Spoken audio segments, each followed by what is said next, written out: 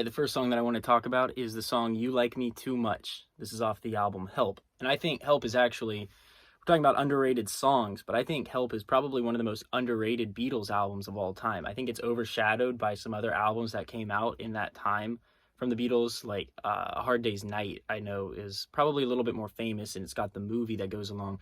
Now, Help did have a movie that came out with it. It's just not as commercially successful because I think most people would agree it's just not as good of a movie.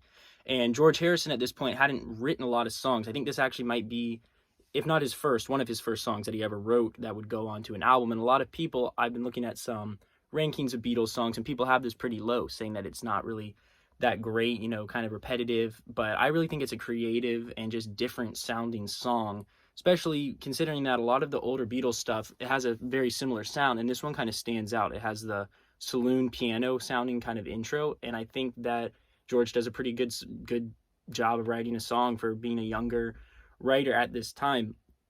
And it's really just a fun song. I mean, stands out on the album to me, and that's all you can really ask for. And as far as underrated songs, not a lot of people really know this song.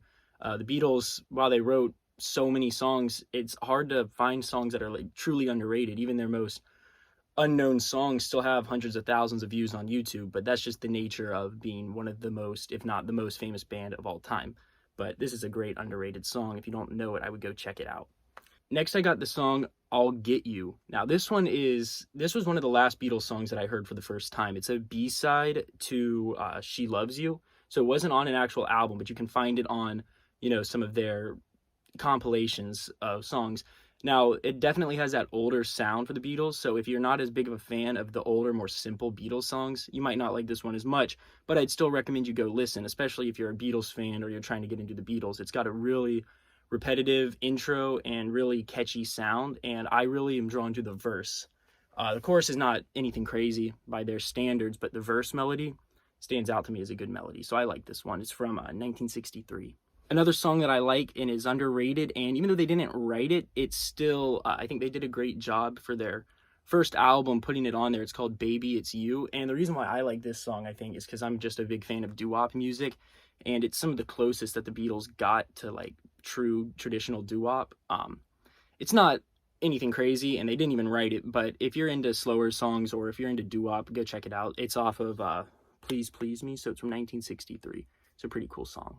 And finally, Andrew Bird Can Sing is the last song that I wanted to talk about. And that one, it's a pretty well-known song. I wouldn't say it's like a huge hit. I mean, it's kind of overshadowed by some of the more famous songs off of the album Revolver, but it's really one of the most just likable Beatles songs ever made. It's got a jangly guitar intro with one of the most incredible melodies of any guitar riff ever written.